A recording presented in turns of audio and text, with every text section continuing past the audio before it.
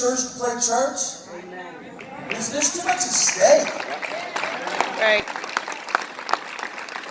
And I know some of you are new, and we're a little, I don't want to say weird, I wouldn't call us weird, we're a little different, our approach to it, but I grew up in church, and I just know that church, for those of us who grew up in church, we can just get weird.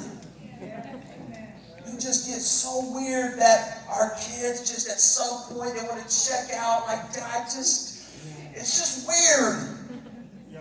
And I was just like, God, could you help us create a church that our kids don't think is so weird that if they want to come back, they would come back. I was like, they leave it like they want to come back. They want to come back and hang out with us. And listen, I know you right now, I'm not saying that every teenager you got right here, there's not a, issue. Well, Dad, I don't know if I want to. I get that in the midst of the journey, there's struggles with kids, and everything, but I love the fact that, I got Tyler right here, he's growing up with my son Ken, and Levi, they're next door, we got stud teenage guys next door, Tyler and these guys next door, and they're on stage with a bunch of little kids, being goofy. Now they ain't gonna put that on Instagram, or, forgive me, Snapchat, right? Instagram, like Dad gets old. Like, they're not going to do that, but I praise God, like, we've created a culture long enough where kids and students and teenagers, like, they're willing to give back, and so are adults. We got to catch up with our kiddos. Amen. And we've got some amazing kiddos. We've got some amazing young men and women that are in this place, and so we're in week 2 of this series that says, "You're not the boss of me." Okay? And so let's just say that together, and however you want to energize that phrase, you've got permission. The count of 3, I just want you to say, "You're not the boss of me." 1, 2, 3. You're not the boss of me. Okay, some of y'all need some help right there, because I can tell. You kind of hit somebody with an elbow.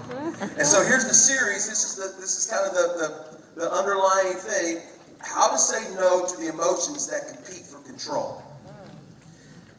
"You're not the boss of me" isn't about one another. It's about what's inside us.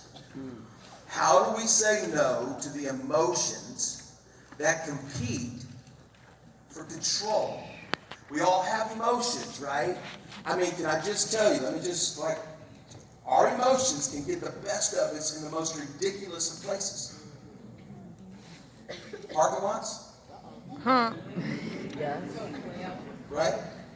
Let me just give you a little bit of a global perspective. If you're driving a car, I don't care if it's from the 70s, and it actually will start and it will carry you to a mall or to a store, and you can get into a parking lot with that car, and you get upset because somebody took your parking spot in that big old parking lot, and you're going to have to walk an extra 5 seconds to get inside, you got rich problems. Yeah. Right? I'm just like a little global perspective here. Emotions. If you get mad in the Tim Hortons line, Oh, well. Come on. you got some rich problems. Let's just be honest about that. Our emotions. Yeah. Man, that thing deep within us, that lurks deep within us, it's an amazing thing. And so just to talk about that, just to kind of bear witness to this emotion. So this is what I want you to do. I want you to turn to somebody, and it's even better if it's just a guess, if you don't even know this person.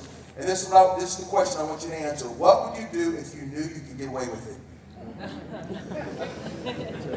All right? Not really. Don't turn around and say that. Some of you are way too fast. Don't ask me 2 times right now. I'm all over that. Like, no.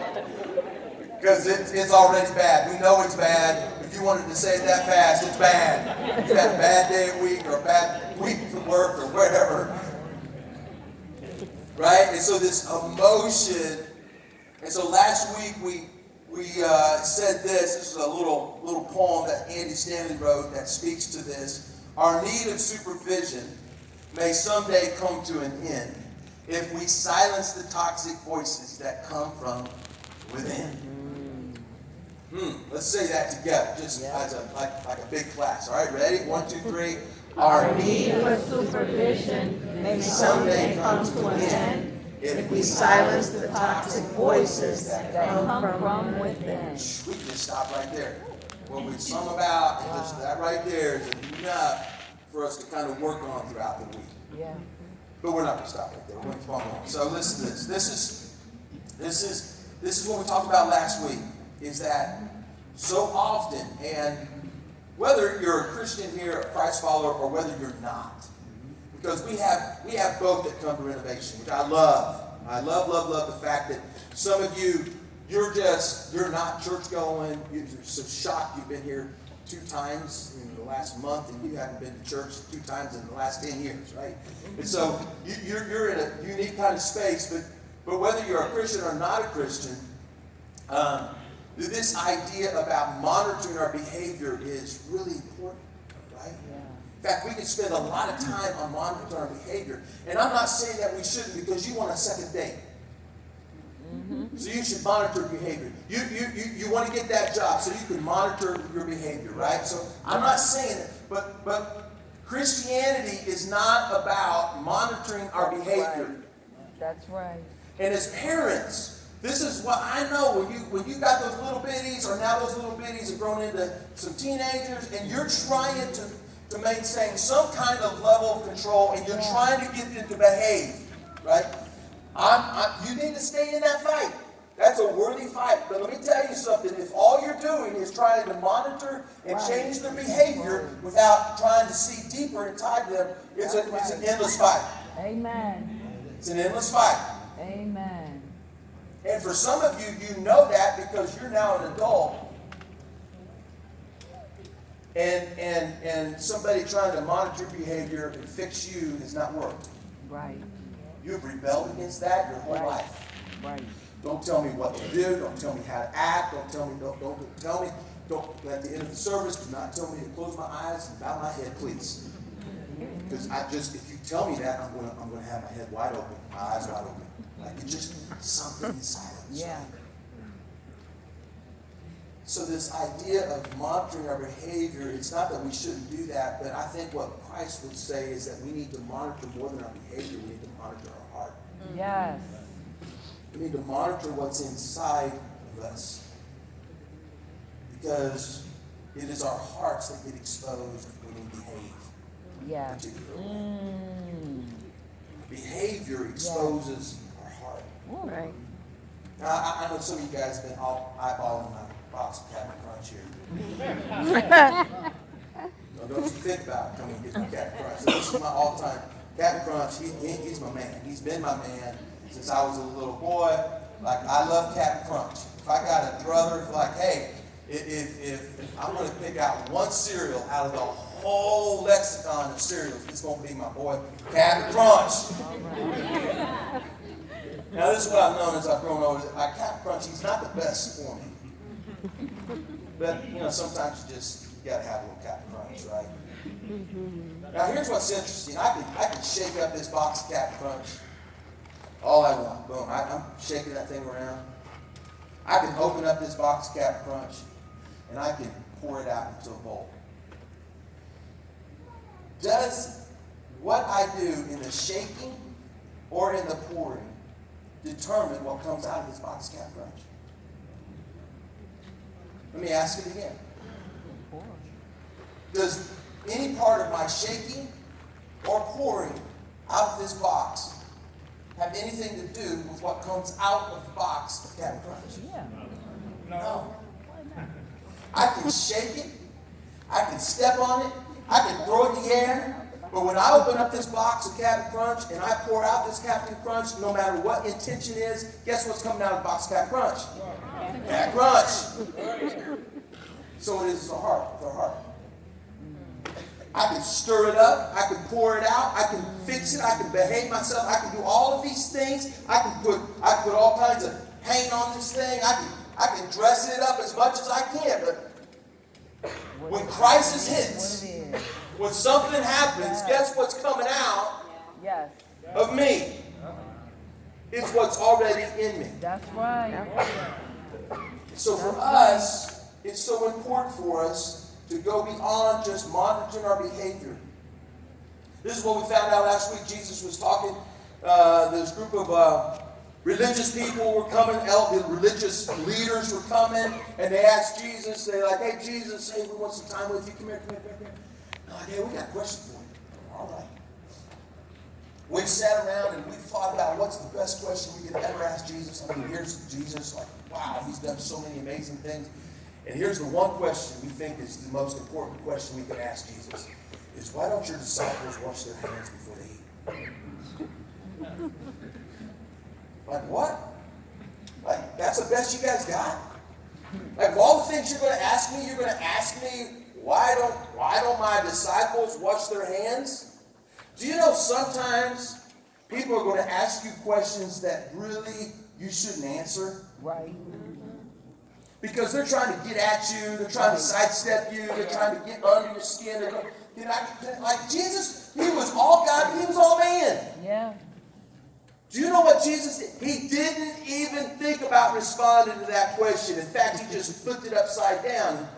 He just asked the question. He said, don't you see that whatever enters your mouth goes into the stomach and then out of the body? He just kind of turned the thing all back around, and instead of talking about what your hands and washing your hands and what goes from your hands into your mouth, if that defiles, like I said, none of that defiles you. Right.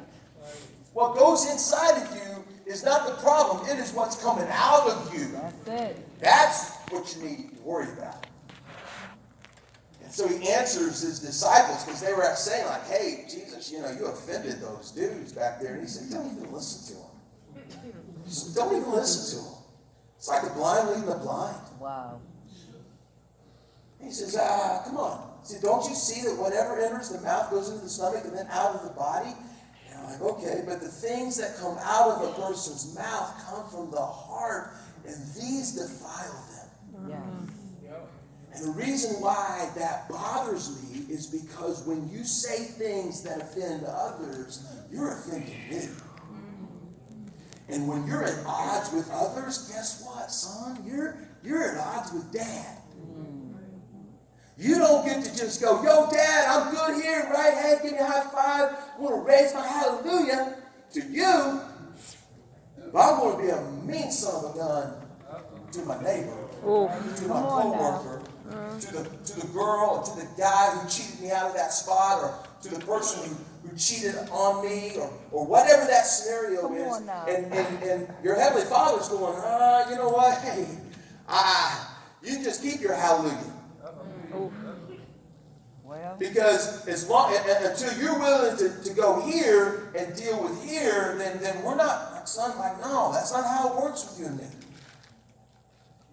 I want you, I love you, but I'm just going to love you enough to make sure that my greatest value is the people that you're living with and working with. So that's why I sent my son, Jesus Christ, is because I valued you people. So much so that I was willing to give up my son for you. wow. Because of what I did for you through my son, Jesus Christ, that's what I want you to do for others. Oh my gosh, that's tough. For out of the mouth comes evil thoughts, murder, adultery, sexual immorality, theft, false testimony, slander. Wow, all of that comes from the heart? Yeah, it does. This explains in part why seemingly nice people suddenly do horrific things.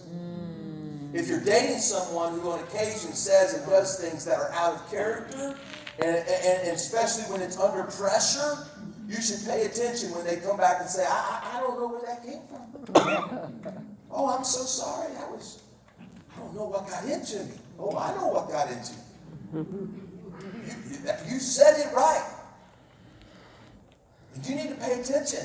Hey, for those of us who are married, it's too late.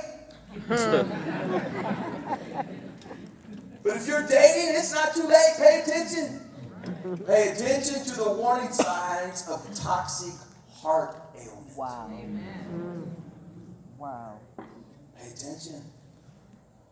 Oh, but he's so fine. He's so fine. Listen, that might be fine like red wine, but let me tell you, she got a bad heart. He's got some blocked arteries. Come on now. You hear me? I know about that. I know you do. This is the reality of our heart, because everything, in fact, this is what Solomon said. This is amazing. Above all else, Solomon says this, above all else, guard your heart. Yes. He doesn't say, well, here's one thing you might want to consider. He says, above all else, guard your heart, for not some things. He says, everything you do. Oh, come on, Solomon. Everything you do flows from your heart. Wow. It's powerful. I think it was a podcast, or I was reading something, and it was an interview about, it was interesting. It was on CEOs of large corporations, from 50 million, I think, to like $2 billion of revenue. It's a lot of money. And so they were interviewing, they were trying to find out the best CEOs of those kind of organizations, and the qualities of those CEOs. And do you know what the number one quality of a CEO that is running that large of an organization? Typically that's a pretty good, it's a pretty healthy organization. Do you know what the number one character quality or thing about those CEOs, man or woman? Self-awareness. Wasn't talent. Wasn't particular insight into specific things. The number one value of that CEO was self-awareness. Do you know that you are the CEO of your life? Come on now. And if you are not self-aware of what life is like on the other side of you, you are not running your corporation the way you ought to. Go ahead now. What we do on Sunday, if it doesn't impact us on Monday, Yes. doesn't do us much good. Amen. It just doesn't. We have to incorporate. There is no faith and work. There is no sacred and secular. It just all is. Yes. It's all is. Yes. And so, if what we talk about on Sunday is not having impact on your school bus tomorrow, Right. if it's not impacting you how you respond to your coach tomorrow afternoon, if it's not impacting how you're dealing with a coworker or with somebody that you're dealing with and struggling with who's working for you, or you are working for them, Yes. then we're just not doing enough hard work. Christianity is not just about individuals. It is about individuals, but it's also about community. Yeah. It's not just about personal sin. It's about systemic sin. Mm-hmm. We have to be self-aware. Wow. So if we're not aware of what does Solomon says, above all else, guard your heart, for everything flows from it. So if we ain't monitoring our heart, we're doing a pretty bad job with everything else. You can do your task list and you can be organized, but if we're not monitoring our heart, because that is the key Wow. to our lives. So this idea is so important for us. What's in your heart will spill out on those closest to you. You know that, right? Guarding our hearts, it involves cleaning toxins out as well as keeping them out. What's in here eventually makes its way out there. It's not what's in your wallet. It's what's in your heart. And if we don't clean it out, if we're not proactive, if we're not watching what goes in our heart, we have to also monitor, we have to clean out what's in there. It's an in and it's an out all at the same time. And so today, in just a couple of moments that we have together here, I just want to spend a little bit of time about this toxic emotion that is in every one of us, that we all have in our lives. And it's just simply, in one word, it's called guilt. Guilt. Me even saying it just out loud just brings kind of a,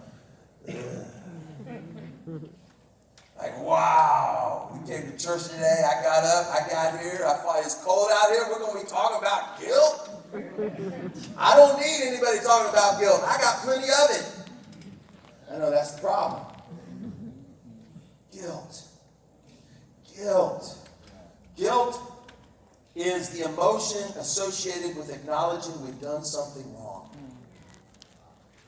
There's lots of kinds of guilt. There's false guilt, which is guilt you feel without actually feeling guilty. We're not worried about that today. We're actually talking about the guilt that you've done something wrong. And the reason why you feel guilty is because you are guilty. You did something wrong. Yeah. That is what we're going to be talking about today. And this idea of guilt. Every once in a while, the past looms large in our lives, but we try to shove it down. You retreat to the narrative you've always told yourself that it's not your fault. That there's been some kind of story, whether it happened when you were a teenager or, in college or wherever that is. And maybe it was your last job, maybe it was your first job, and you can't go back to that, but you've been able, in order to kind of survive and kind of live, you've just kind of pushed that guilt deep down into your soul, and you have a story. So every once in a while, that guilt kind of comes out of you because some kind of crisis or some kind of relationship or something happens, and it bumps up kind of close to you, a little too close for comfort, and all of a sudden that guilt comes up, and instead of acknowledging it, you just kind of push it back down, and you just tell the story over and over again. Yeah. That guilt gets in us, and it just stays in us, and we just carry that guilt around, and it becomes heavy. The emotion associated with acknowledging we've done something wrong is guilt, but denying it or being defined it by it, that's what empowers it. When we deny that there's guilt, when we deny that we are guilty, or that we define our life by the fact that we know we're guilty. Two different things. We deny it, that empowers guilt. You're feeding guilt. If you are defined by it, and you go, I am never going to be able to be this because of that. I will never be able to go here because I was there. I will never be able to step into that kind of relationship because I was really bad in that relationship. Come on now. See, what we are doing is we are empowering that guilt. And I'll just be the first to admit this. I'm your pastor, but this is stuff that this is the reason why I know that is because I've lived it. Yeah.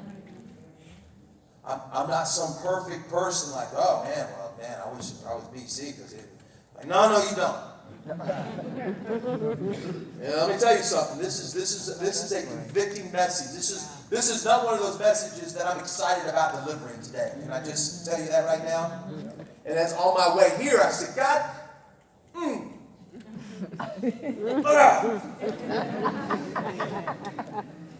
why do I have to be the one? I should have gotten Leroy or Barbara, so I should have got somebody else to speak to this thing, because this is too near and dear. But the problem is that we all suffer guilt, and so I can't find anybody who would be able to walk up here and talk about how they've been able to get it all under control. My God. And that's the reality of the life we're living here together. We're in community. Here's the problem with guilt. There's a debt and a debtor relationship with guilt. I know maybe you never thought about it this way, but every time I do something wrong, if I do something wrong to Tyler, I've stolen something from him. If I've done something relationally, if I've demeaned him, I've stolen some value from him. If whatever it is that I have wronged Tyler, I've taken something from him, and now all of a sudden there is a debtor relationship. I'm in debt to Tyler. The reason why I know that, the reason why you know that, is because we say things like, I owe her or I owe him an apology. Yeah. Yeah. We don't say, oh, I'm guilty, so man, now I'm a debtor, I'm in debt. But we do say it this way, I owe her, I owe him an apology. Yeah. I don't know how I can make it up to them. Yeah. Do you see that? It's that language. It's debt. I owe them something. I don't know how I'm going to be able to pay it back to him. I'm never going to be able to pay it back to him or to her. And we can go back into our lives and we can go back into all of the things, and probably even right now, and we talked about this in our last series, The Shallows, and this is where secret shame starts to invade our life. Yeah. And so now we have secret shame because we are guilty. Yeah. We have taken something, we have done something, we have caused something bad to happen in somebody's life, and we can excuse it all we want to, but the fact of the matter is, between God and ourselves, we know we're guilty. Yeah. So we talk about this debt-debtor relationship. I owe her an apology. I don't know how I can make it up to them. But we don't feel it in debt-debtor ways. We feel it as a weight. The guilt we experience, it feels more like a weight. It's a weight that throws us off balance. It affects our reactions, our compassion, our parenting, and even the ability to forgive. That's why when we get rid of it, we feel lighter. All of a sudden, we got this weight. It's like we're walking around with a backpack of guilt on us. Wow. And you're just like, gosh, I cannot believe this is 2 jobs later, and I'm coming. This is a new job, it's a new boss, it's new people, but I still feel the weight. It had to be her. It had to be him. Lord Jesus, come on. That was a great first date. But when I get home, I still feel the weight. Because it's still there. The guilt that we carry around, it feels much more like a weight than it does a debt. And here's the crazy thing about it is that when we own up and all of a sudden we go to that person or we confess to that person or we go to that coworker and like, you know what, I just got to be honest with you, I was the one who sent that email. Hey, listen, I was the one who said that. Hey, listen, I'm the blame me. Like, don't blame her. I took the picture. And this is what's amazing. As soon as we confess, as soon as we take care of the guilt that we own up to, guess what begins to happen? Oh. Yeah. That's right. Hey, that feels better, man. I've been carried out. Like, oh man, now you're walking into space, and now all of a sudden you can look at somebody. You can look at your husband, your wife. You can look at your family. You can look at your son, your daughter. And instead of trying to play out the narrative that you've always told, you just go, I'm sorry. It's just wrong. I'm sorry that was mean. Sorry I cheated on you. Sorry I did this to you. See, as followers of Christ, this is what it requires of us. Yeah. When we say yes to Jesus, following Jesus is not easy, it's hard. But it's life-giving. Following Jesus isn't hard because Jesus wants it hard. He says, come to me and I'll give you rest. Rest from that guilt. Let me tell you something. You are guilty. I want to free you from that. And here's the problem with guilt, is that when we don't deal with guilt, it manifests itself in anger. Yes. And maybe for some of you, you've never connected the two. You've never connected that because you're carrying around a lifetime and a backpack full of guilt, that now all of a sudden it manifests itself not in being guilty. it manifests itself in being angry.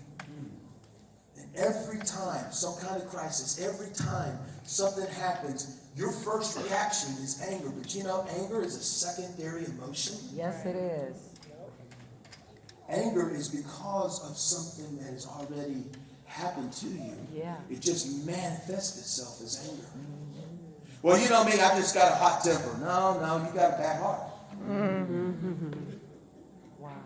Well, you know me, this is just how I grew up. This is how we grow up. And here's the thing. This is white, black, brown. Because I've heard it everywhere you slice it. I've heard, in ethnicity, Italian, Italian, like, hey, yo. But then, I got quite a few Puerto Rican brothers, right? And you're like, oh, ha, ha, ha, ha, ha.